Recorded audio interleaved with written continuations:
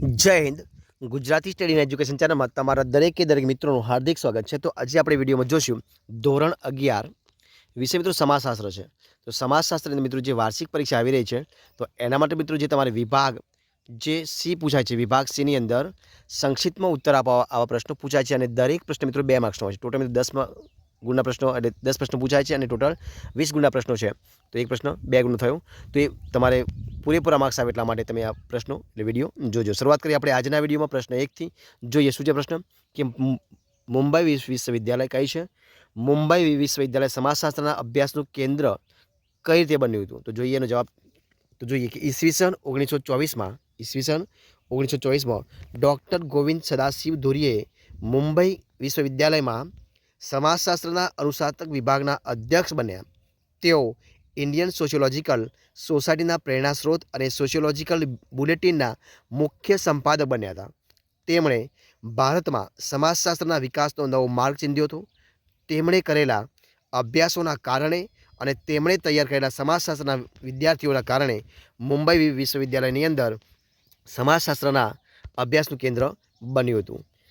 આગળ પ્રશ્ન આપણે ચર્ચા કરીએ કે કઈ સંસ્થાઓની શું છે પ્રશ્ન કે કઈ સંસ્થાઓની નાણાકીય મદદના કારણે ભારતની અંદર સમાજશાસ્ત્રી સંશોધનને વેગ મળ્યો હતો?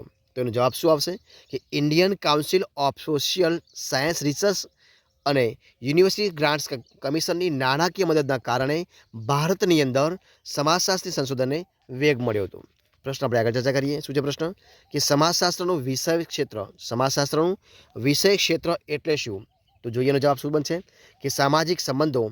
શું છે પ્રશ્ન કે સામાજિક સંબંધો, સામાજિક સંસ્થાઓ, સમાજનું સાતત્ય જાળવતા અને તેની અંદર પરિવર્તન લાવતા જે પરિબળો છે એ પરિબળો, સમાજ જીવનના મૂળભૂત એકમો, પાયાની સામાજિક સંસ્થાઓ, પ્રક્રિયાઓ અને સમસ્યાઓના સમાજના વિષય ક્ષેત્રમાં સમાવેશ કરવામાં આવે છે.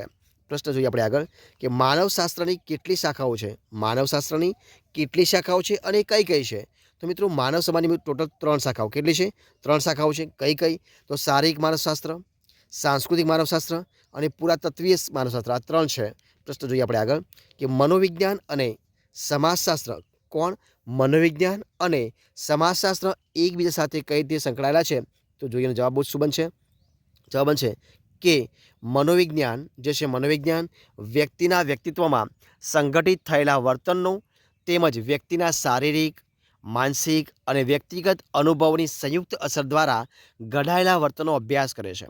જ્યારે સમાજશાસ્ત્ર સમાજમાં સંગઠિત થયેલા વર્તનનો તેમજ તેના જૂથ, તેની સંસ્કૃતિ, તેની પરિસ્થિતિ અને તેના સામાજિક સંગઠનના વર્તનનો અભ્યાસ કરે છે. આમ વ્યક્તિ, સમાજ અને જૂથનો અભ્યાસ કરતાં મનોવિજ્ઞાન અને સમાજશાસ્ત્ર એકબીજાથી સાથે સંકળાયેલી બાબત છે, એટલે કે એકબીજા સાથે સંકળાયેલા છે આપણે એવું કહી શકીએ. પ્રશ્ન જોઈએ આપણે આગળ કે અર્થશાસ્ત્ર કઈ કઈ બાબતોનો અભ્યાસ કરે છે? કોણ? જે અર્થશાસ્ત્ર છે એ અર્થશાસ્ત્ર કઈ કઈ બાબતોનો અભ્યાસ કરે છે? તો જોઈએ એનો જવાબ શું થશે કે અર્થશાસ્ત્ર વસ્તુની ઉત્પત્તિ અને તેનું વિતરણના પ્રકારો, તેમાં આવતા પરિવર્તનો, માંગ અને પુરવઠો, વસ્તુનું મૂલ્ય, રાષ્ટ્રીય આવક, આર્થિક સંગઠનનો ઉદ્ભવ, વિકાસ અને તેના લાભાલાભ વગેરે બાબતોનો અભ્યાસ કરે છે.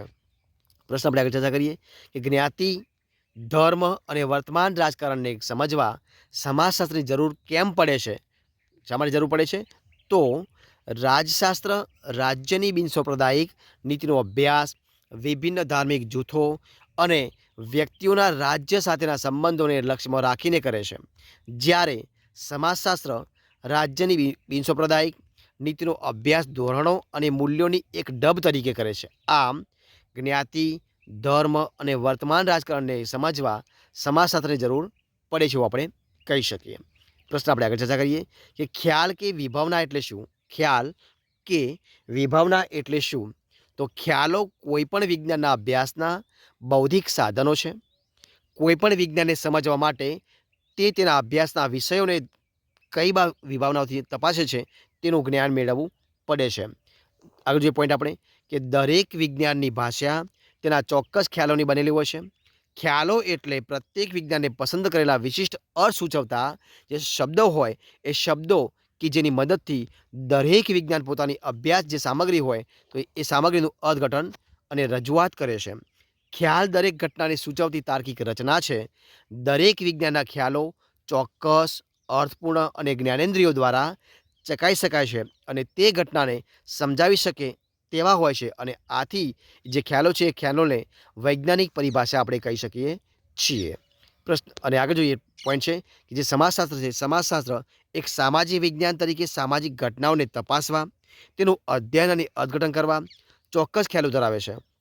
ત્યારબાદ જે સમાજ છે એ સમાજ, સમુદાય, સમૂહ, મંડળ, મૂલ્યો, ધોરણો, સંસ્કૃતિ, દરજ્જાઓ અને ભૂમિકાઓ, સામાજિક ક્રિયા, સામાજિક વર્ગ, કાર્ય, સામાજિક નિયંત્રણ, સામાજિક પરિવર્તન એ દરેકે દરેક જે બાબત છે એ સમાજશાસ્ત્રના મુખ્ય ખ્યાલો છે.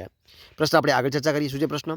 કે સમાજશાસ્ત્રીય સંદર્ભમાં સામાજિક સમૂહના લક્ષણો જણાવવાના છે. તો આપણે લક્ષણો જાણવાનો પ્રયત્ન કરીએ. જો શું છે કે સામાજિક સમૂહ એટલે એવી વ્યક્તિઓ કે જેમનામાં સમાન પ્રકારના હોવાની સભાનતા હોય અને એક સહિયારા ઉદ્દેશ્ય કે હેતુથી એકબીજા સાથે આંતરક્રિયા કરે. કુટુંબ હોય, પડોશ જૂથ હોય, મિત્ર સમૂહ હોય, ધાર્મિક સમૂહ હોય, રાજકીય સમૂહ હોય, સગપણ સમૂહ હોય, પરિચિતોના સમૂહ હોય, વર્ગખંડ સમૂહ હોય, પ્રેક્ષક સમૂહ હોય, એક જ બસના સહપ્રવાસીઓ હોય, રમત સમૂહ હોય વગેરે જે સામાજિક સમૂહો છે એ એકબીજા સાથે જે માત્ર હળવી વાતચીતથી સંકળાયેલી જે વ્યક્તિઓ છે તે વ્યક્તિઓથી માંડીને એકબીજા સાથે નિકટતાભર્યા સંબંધથી જોડાયેલી વ્યક્તિઓ પણ સામાજિક સમૂહો કહેવાય છે. ત્યારબાદ સમાન પ્રકારના હોવાની સભાનતા અને સામૂહિક જે ધ્યેય છે એ ધ્યેયની પૂર્તિ માટે એકબીજા સાથે આંતરક્રિયામાં આવનાર જે વ્યક્તિઓ છે વ્યક્તિઓને સામાજિક સમૂહ આપણે કહી શકીએ છીએ. અને જે સમૂહ છે સમૂહના લક્ષણો આપણે ચર્ચા કરીએ. તો સમૂહ લક્ષણો કયા કયા છે? તો સમાજશાસ્ત્રીય દ્રષ્ટિકોણથી સમૂહના મિત્રો 4 લક્ષણો પડે છે. કયા છે? તો પહેલું જોઈએ આપણે. પહેલું કયું લક્ષણ છે? તો જુઓ કે 2 કે તેથી વધારે વ્યક્તિઓ. તો જોઈએ કે 2 કે તેથી વધુ વ્યક્તિઓ સમૂહ જૂથનું અનિવાર્ય લક્ષણ છે. એક વ્યક્તિનું જૂથ ન કહેવાય. જૂથમાં વધુમાં વધુ કેટલી વ્યક્તિઓ હોય તેની કોઈ મર્યાદા નથી. દાખલા તરીકે મિત્ર જૂથ, પતિ પત્નીનું જૂથ, રમત જૂથ, આ બધા જૂથ કહી શકાય. ત્યારબાદ બીજું જોઈએ પોઈન્ટ છે આપણે કે સમાન હોવાની સભાનતા. તો દરેક સામાજિક સમૂહના સભ્યો સમાન હોવાની લાગણી ધરાવે છે. તેઓ સમૂહના અન્ય સભ્યોને પોતાના અને સમૂહની બહારના સભ્યો જે લોકો હોય એ લોકોને કેવા ગણે છે? પરાયા ગણે છે. દાખલા તરીકે સમાન જ્ઞાતિ, ધર્મ કે કોમના સભ્યો. પ્રશ્ન આપણે આગળ પોઈન્ટ જોઈએ આપણે કે સામૂહિક પ્રકારનો ઉદ્દેશ કે હેતુ શું હોય? તો સમૂહ કે જૂથના સભ્યોનો ઉદ્દેશ અથવા હેતુ સમાન હોય છે. જૂથના સભ્યો સમાન હેતુ સિદ્ધ કરવા પ્રયત્ન કરે છે. દાખલા તરીકે વર્ગખંડમાં ભણતા વિદ્યાર્થીઓનું જૂથ, પ્રેક્ષક જૂથ જે સમૂહ છે સમૂહ. ત્યારબાદ ચોથો પણ જોઈએ આપણે કે સામાજિક આંતરક્રિયા. તો સમૂહ કે જૂથના સભ્યો વચ્ચે આંતરક્રિયા હોવી જરૂરી છે. જૂથના સભ્યો વચ્ચે સભાનતાપૂર્વકના પરસ્પર અવલંબી સંબંધો હોય છે. જૂથની અંદર આંતરક્રિયા અને સહકારના પાયા પર રચાયેલી હોય છે. દાખલા તરીકે સાક્ષરતા અભિયાન, રેલીમાં સૂત્રો, પોકારતી વ્યક્તિઓ, સ્વચ્છતા અભિયાનમાં જોડાયેલી વ્યક્તિઓ, આ તમામ બાબતો એની અંદર આપણે આવરી લઈએ છીએ. પ્રશ્ન આપણે આગળ ચર્ચા કરીએ. શું છે પ્રશ્ન? જો શું છે પ્રશ્ન છે કે મંડળની વિભાવના સ્પષ્ટ કરવાની છે. મંડળ કોને કહી શકાય? તો મંડળ એ સામાજિક સમૂહ છે કે જેની અંદર લોકો સહિયારા હિતને પૂર્ણ કરવા માટે સભાન રીતે કોઈ ચોક્કસ સંગઠિત રીત પ્રમાણે પરસ્પર આંતરક્રિયા કરે છે. વ્યવસ્થિત અને સંગઠિત જે સ્વરૂપ હોય એ સ્વરૂપના સહકારમાંથી મંડળની શું થાય છે? રચના થાય છે. અને મંડળની આંતરક્રિયા ચોક્કસ ધોરણો પ્રમાણે નક્કી થયેલા દરજ્જા અને ભૂમિકાને આધારે સંચાલિત થાય છે. ત્યારબાદ મંડળ એક એવો વિશિષ્ટ હિતો સાધવા માટે માનવીઓએ સભાનતાપૂર્વક અને યોજનાપૂર્વક વિકસાવેલું એક શું છે? એક જૂથ છે. દાખલા તરીકે આપણે જોઈએ કે કામદાર મંડળ, યુવક મંડળ, મહિલા મંડળ, વેપારી મંડળ, શિક્ષક મંડળ, જ્ઞાતિ મંડળ, કર્મચારી મંડળ, વિદ્યાર્થી મંડળ, ખેડૂત મંડળ, રાજકીય પક્ષ, આ તમામે મંડળો આપણે એની અંદર આવરી લઈ શકીએ છીએ. પ્રશ્ન આપણે આગળ ચર્ચા કરીએ કે સામાજિક દરજ્જો અને ભૂમિકાનો ખ્યાલ સમજાવવાનો છે. તો જોઈએ કે સામાજિક દરજ્જો અને ભૂમિકાને સમાજશાસ્ત્રના પરસ્પર સંબંધિત મૂળભૂત એકમો છે. ત્યારબાદ દરજ્જામાં વ્યક્તિ હકો અને વિશેષાધિકારો ધારણ કરે છે અને ભોગવે પણ છે. જ્યારે ભૂમિકા વ્યક્તિના હકો અને વિશેષાધિકારો ભોગવવાની એક રીતનો ઉલ્લેખ કરે છે. ત્યારબાદ બીજો પોઈન્ટ જોઈએ કે દરજ્જો તુલનાત્મક રીતે સ્થિર છે જ્યારે ભૂમિકા દરજ્જાનું કાર્ય કરે છે. ભૂમિકા દરજ્જાનું શું કરે છે? વર્ણનાત્મક એક પાસું છે એવું આપણે કહી શકીએ. ત્યારબાદ આપણે આગળ પોઈન્ટ જોઈએ કે અર્પિત જે દરજ્જો છે એ દરજ્જો જન્મથી મળે છે. કેવો મળે છે? જન્મથી મળે. જ્યારે જે પ્રાપ્ત દરજ્જો છે એ વ્યક્તિ સ્વપ્રયત્નથી મેળવે છે.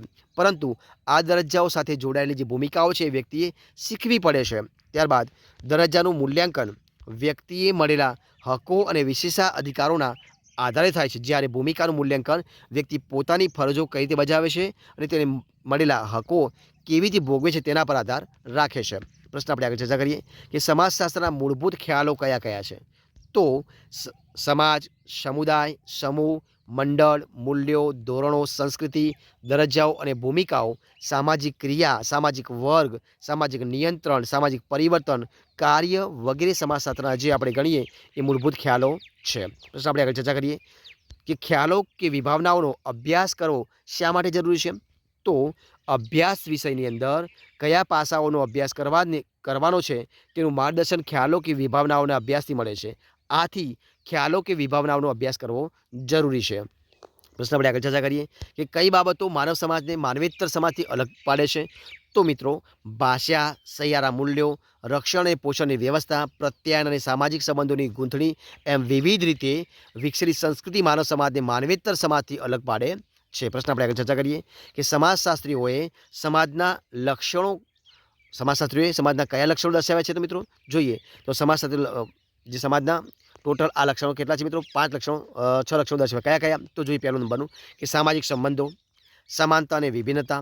ત્રીજું છે જુદા જુદા જૂથો અને પેટા જૂથો. નંબર 4 સામાજિક નિયંત્રણ. 5મા નંબર સાતત્ય અને 6ઠું છે પરિવર્તન. આ 6 લક્ષણો દર્શાવ્યા છે. 7મા નંબર જે પ્રશ્ન આપણે આગળ 6ઠ્ઠા નંબરનો કે પરિવર્તન સમાજનું અવિભાજ્ય લક્ષણ કઈ રીતે બને છે આપણે કહી શકીએ. તો સમાજની અંદર પરિવર્તનની પ્રક્રિયા સતત જોવા મળે છે. પ્રારંભથી જ સમાજમાં પરિવર્તનો આવતા રહ્યા છે. માનવી વચ્ચે સામાજિક સંબંધોના જે સ્વરૂપ છે સ્વરૂપ બદલાતા રહે છે. સમાજના વિભિન્ન જૂથના સામાજિક ધોરણો, પરસ્પરના સંબંધો વગેરેમાં ફેરફારો થતા રહે છે અને દરેક સમાજની અંદર પરિવર્તનની ગતિમાં તફાવત પણ જોવા મળે છે. આમ પરિવર્તન સમાજનું અવિભાજ્ય લક્ષણ જેવું આપણે કહી શકીએ. પ્રશ્ન આપણે આગળ ચર્ચા કરીએ કે સમુદાયના મુખ્ય લક્ષણો જણાવવાના છે. તો મિત્રો સમુદાયના મુખ્ય લક્ષણો આ પ્રમાણે છે. નંબર 1 વસ્તી. બીજું છે ભૌગોલિક પ્રદેશ. નંબર 3 સમુદાયના સભ્યો વચ્ચે પરસ્પર અવલંબન. નંબર 4 સામૂહિક જીવનમાં વિકસેલા સમાન ધોરણો અને મૂલ્યો આધારિત પ્રવૃત્તિનું સંકલન. નંબર 5 સામુદાયિક ભાવના. આ 5ના લક્ષણો છે. જોઈએ પ્રશ્ન આગળ કે સમાજશાસ્ત્રીય રીતે સામાજિક સમૂહના લક્ષણો જણાવવા છે. તો આ પ્રમાણે 4 લક્ષણો ટોટલ મિત્રો કેટલા લક્ષણો છે? 4 છે. નંબર 1 2 કે તેથી વધુ વ્યક્તિઓ. નંબર 2 સમાન હોવાની સભાનતા. નંબર 3 સામૂહિક પ્રકારનો ઉદ્દેશ કે હેતુ. નંબર 4 સામાયિક આંતરક્રિયા. પ્રશ્ન આપણે આગળ ચર્ચા કરીએ કે શા માટે સમાજની વ્યક્તિઓ ચોક્કસ ભૂમિકા અને દરજ્જાઓ ધરાવે છે. તો સમાજની વ્યક્તિઓ નિશ્ચિત ભૌગોલિક વિસ્તારમાં સહિયારું જીવન જીવે છે. તેઓ કાર્ય વિભાજન પર આધારિત પરસ્પર અવલંબનની વ્યવસ્થા દ્વારા પોતાની જરૂરિયાતો સંતોષે છે. કાર્ય વિભાજનની અંદર સમાજની જુદી જુદી વ્યક્તિઓ વિભિન્ન અધિકારો અને કર્તવ્યોના બનેલા જુદા જુદા દરજ્જાઓ ધરાવે છે અને એ દરજ્જાઓ સાથે સંકળાયેલા અધિકારો ભોગવટા દ્વારા તેમજ કર્તવ્યની બજવણી દ્વારા તેઓ પોતપોતાની ભૂમિકાઓ ભજવે છે અને આમ સમાજની વ્યક્તિઓ ચોક્કસ ભૂમિકા અને દરજ્જાને ધરાવે છે આપણે કહી શકીએ. જોઈએ પ્રશ્ન આગળ કે સામાજિક ધોરણો છે તો સામાજિક ધોરણના મુખ્ય લક્ષણો જણાવવાના છે. તો મિત્રો સામાજિક ધોરણના મુખ્ય લક્ષણો આ પ્રમાણે છે. કયા છે? નંબર 1 તો સામાજિક ધોરણોના ઉદ્ભવની રીત સામાજિકરણની પ્રક્રિયા દ્વારા શીખાય છે. ત્રીજું સાંસ્કૃતિક મૂલ્યો સાથે સંબંધ. નંબર 4 સાર્વત્રિક અને વૈવિધ્ય તથા 5મા નંબરનું વર્તનનું મૂલ્યાંકન અને સજા પદ્ધતિનું સ્વરૂપ. તો મિત્રો આ પ્રમાણે આપણે જે 20 પ્રશ્નો આપણે વિડીયોમાં જોયા છે. તો જો તમને મારો વિડીયો ગમ્યો હોય, પસંદ આવ્યો હોય, યુઝફુલ લાગ્યો હોય તો એને લાઇક કરો, કોમેન્ટ કરો, તમારા મિત્રોને વિડીયો શેર કરો અને છેલ્લે ચેનલમાં નવા હોય ચેનલ સબસ્ક્રાઇબ ન કરી હોય તો Gujarati study education channel subscribe કરવા માટે વિનંતી છે. મારા વિડીયોને પહેલાથી છેલ્લા સુધી જોવા માટે તમારા દરેક મિત્રોનો હું દિલથી ખૂબ ખૂબ આભાર માનું છું. ફરી મળીશું એક નવા વિડીયો સાથે, નવા ટોપિક સાથે. ત્યાં સુધી બની રહો. જય હિન્દ, જય ભારત, જય ગરવી Gujarat. All the best of luck.